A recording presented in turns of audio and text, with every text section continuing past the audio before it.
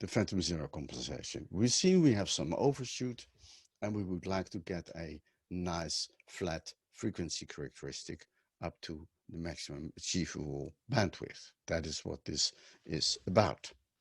So the phantom zero compensation. The concept of the phantom zero and implementations of the phantom zero are discussed in the homologation program. So there is a link on the website to on Brightspace to that program and to those videos. So we don't have to do it again here. You can study it separately and take your time for that, because it's very important that you understand the concept before you start about the implementation in this antenna amplifier. So in this case, we would like to investigate the phantom zero implemented at the source. Now, how does it work? Now, at the frequency where the impedance of R, so R phantom zero, RPHZ, is minus the impedance of the capacitor, so minus 1 over SCS, there we have a short here, and there can be no loop gain. That means a zero in the loop gain. At the same frequency, we have a pole in the asymptotic gain. And this makes it a phantom zero because it has an effect on the servo function, but the zero itself is not visible in the transfer. So if there would be no other zeros, which is the case in this circuit, then we only have a nicely compensated second order system. So let's do it. Let's try to calculate the value of the R PHZ and then verify it with slide cap. I will go one step further. I show you how you can automate the design for this in slide cap, because that is what I did. So this is the frequency that is required to make the sum of the poles the square root of 2 times the bandwidth. That is what you want for a nicely flat, maximally flat magnitude characteristic. The sum of the poles should be minus square root of 2 times the bandwidth, because you want to have negative poles. And that is the frequency we have to design the phantom zero, and the phantom zero itself is formed by the time constant set by this resistor and this capacitor. So that is, we have to calculate R from these two expressions. Well, since we know the poles, we can just, we know the bandwidth, we can just fill everything in, but something happens. Remember, when this R wasn't there, that we have internally in the first transistor CGS, CISS to ground, which was in parallel with CS. And basically, it means that you have a loop of 2 capacitors, so it's only responsible for 1 pole and not for 2. But now this loop is broke. So by inserting R here, as we've done it here in between the input of the controller and the source, we break the loop of 2 capacitors and we introduce a new pole, because now we have an extra independent capacitor voltage. The voltage across CS is not longer set by VS and the voltage on CGS. No, there can be a freedom because of this resistor. So we added a new pole. This new pole can be estimated if the antenna capacitance is larger than CISS. You can simply say, well, short the antenna capacitance, and then you find R phantom zero in parallel with CISS. So basically, it breaks this loop and it introduces a non-dominant pole at about this frequency. And now you see why it was smart to reduce the input capacitance of the first transistor while maintaining the noise. Because if CISS is smaller than the antenna capacitance CS, then this pole can be non-dominant, can be far away. If they are both equal, it will be much closer to the dominant group, which means that the compensation will be less effective because we try to compensate a second order system, but while doing it, we create a third order system, a new pole. And this can all be shown very clearly in the root locus that I will show you later. And that is in this file, dual stage PHZ1. So let's go there. So we go to the next one, and I am just going to remove this one and run only the next one. I will run it and then I will explain what happened. Yes, that's this.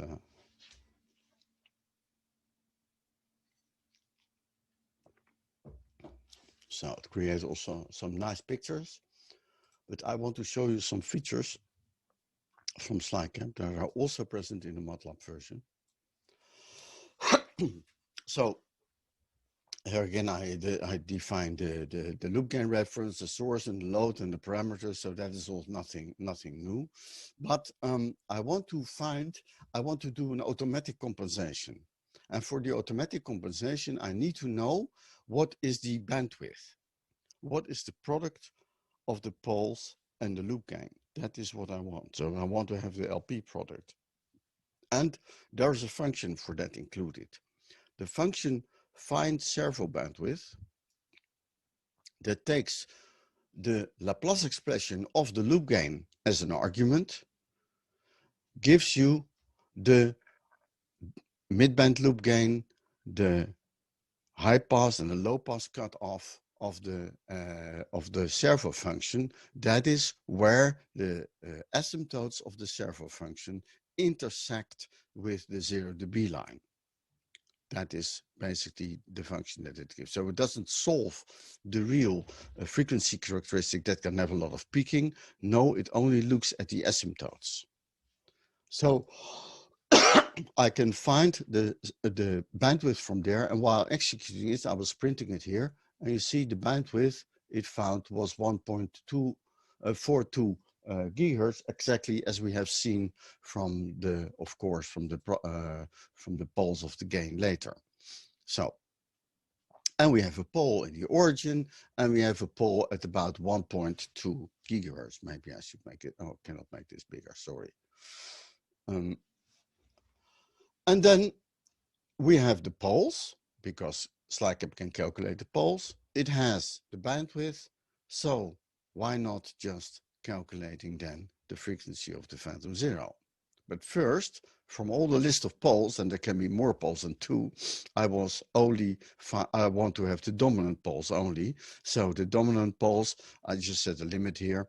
If there should be the square root of 2, where I put 2 in it.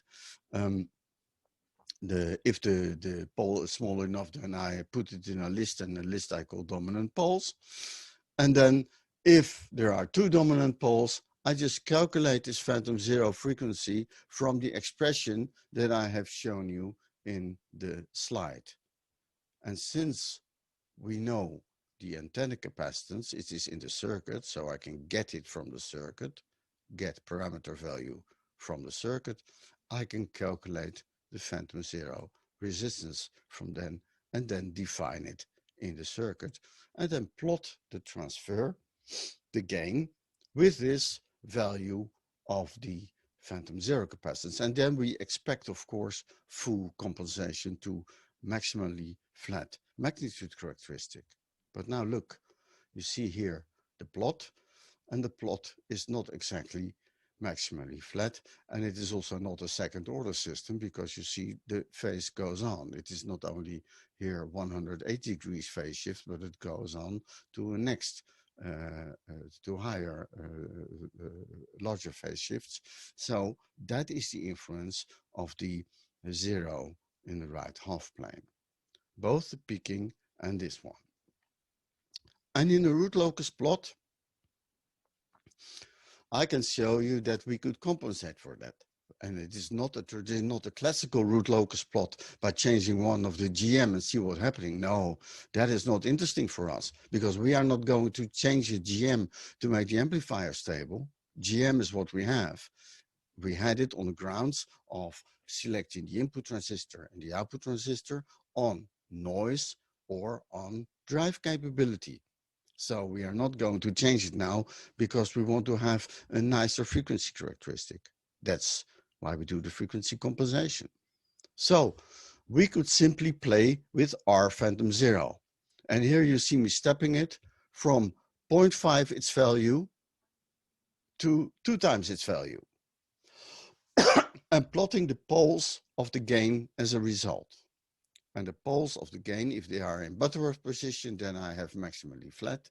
So it's about 45 degrees. And you can here see that this is not the same scale for the X and the Y axis. And for pole 0 plots, I always prefer that because then I know they should go over a circle. And it's better to judge what is 45 degrees. So you see, I can make 45 degrees with about, well, 1 gigahertz real part and 1 gigahertz imaginary part, which means 1.4 gigahertz bandwidth. So I can make Butterworth response with the correct bandwidth, and the compensation is not affecting the bandwidth. And that is very important. That's why we like this phantom 0 compensation so much. We can make it independent from the things we have designed before. So that is basically what I'm doing here, and then I'm plotting everything. I will show you the HTML file. No, it's the other browser. And now this one is completely overwritten, so it's now. This is the circuit. In SlideCap, you can have resistors, but standard a resistor cannot have a 0 value because the resistance is going in the matrix like 1 over R, and that would be infinite, and we are not going to put infinite in a matrix because then we cannot do any calculation anymore. So if we use another matrix stamp, which looks like a voltage source with a series resistance, then we can give the value R. And this is a model, this is another component in LT-Spice. It is this one. Sorry for not having LT-Spice open. I will just create a new circuit and show you this is it, R underscore R, this component, and it comes up with also values for DC variance that we are not going to use here, but this component, sorry, is going to, can have 0 ohm, and that is what I used. So I can start with 0 ohm for this value, having exactly a non-compensated amplifier, and then stepping it for some value that I want. So here you see the phantom 0, and I say dot param R PHG equals 0 ohm, and it doesn't give an error because I use the other value. The Bode plots are here, and you see there is still some peaking, and that peaking is because of the zeros in the right half plane that cause excessive phase shift, and I need more compensation. And I didn't show you the Bode plot with completely with increased phantom 0 value, so but you can do it yourself if you want. The pole 0 plots are here, and you see that the on this square plot is exactly what we have. So we can make 1.4 gigahertz, about a little bit more, and having 45 degrees for the pole, which means an equal imaginary and real part. So as a conclusion, this phantom 0 compensation looks like very promising to us. And now the question is, do we have more?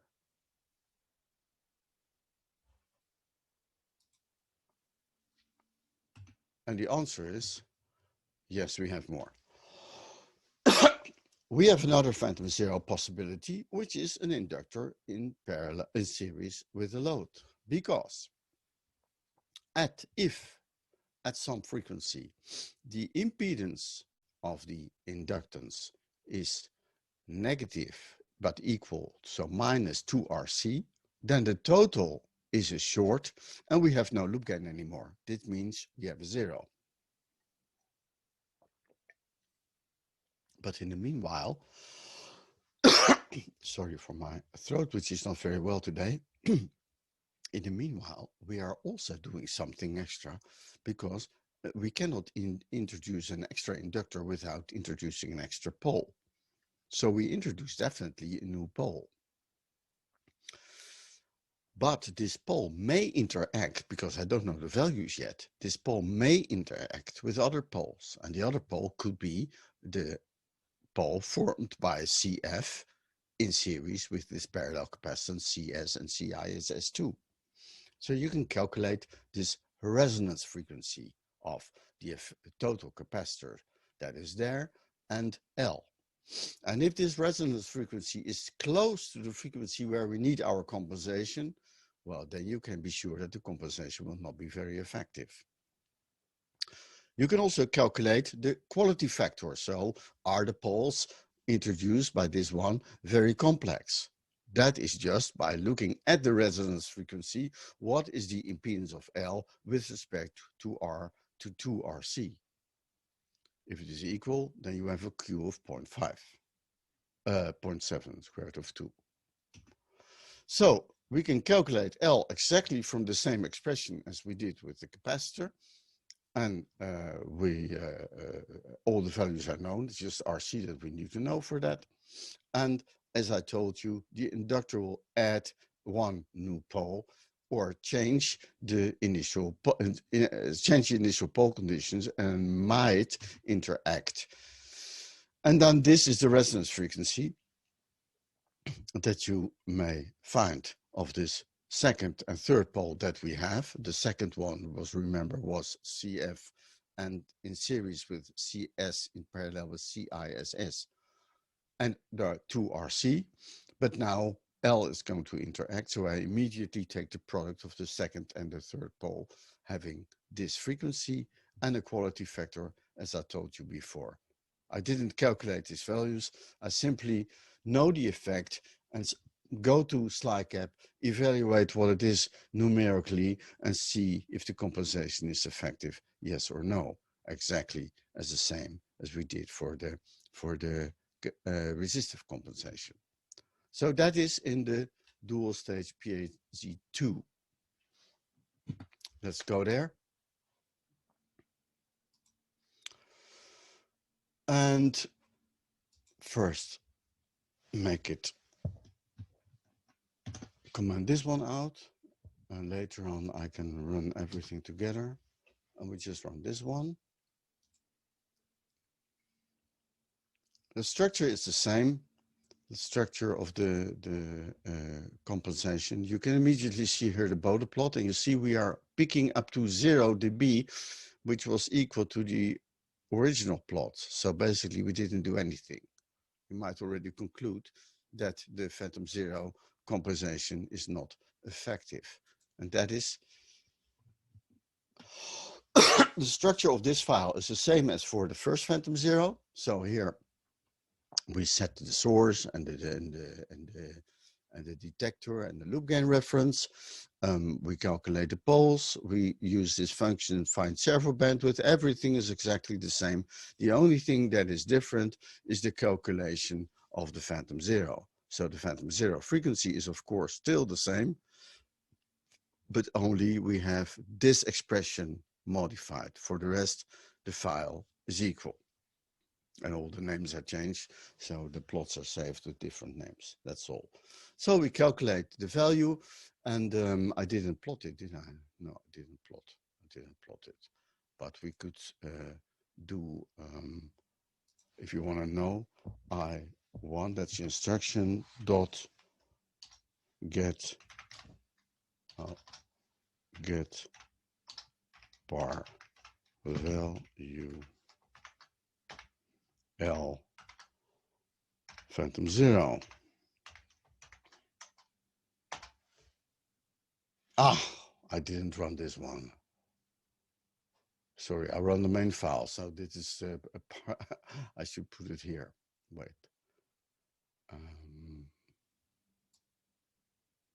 Control C. I just put it here. Print.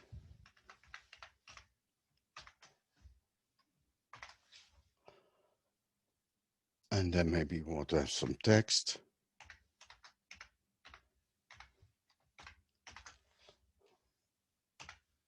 And then run the whole thing again.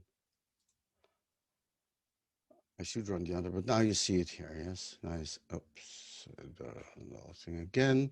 You see it's 6.6 nanohenries.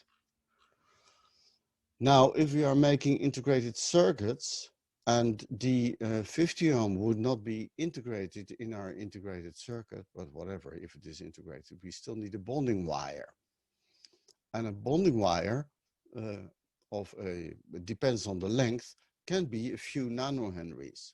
So without knowing, we might already insert something like this.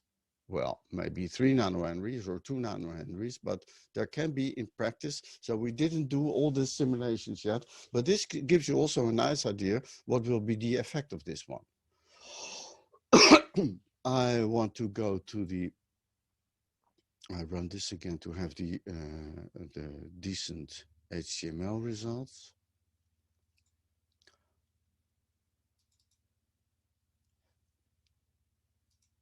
And of course, you can see here the Bode plots with the peaking up to 0 dB. That was like the original, so nothing, not really much happened here. And the pole 0 plots. And now this is very interesting. You see, this X is where the poles start and the plus is where it ends. Now I'm not starting with L equals 0, so there's already some L here, but you see not much happens if I'm stepping L. Well, basically there's a lot happening. The imaginary part is changing a lot, but it's not useful for compensation. It doesn't bring, and there's a third pole here coming very close. So this is definitely not an effective compensation. That is what you can read from here, as we have seen in the Bode plot.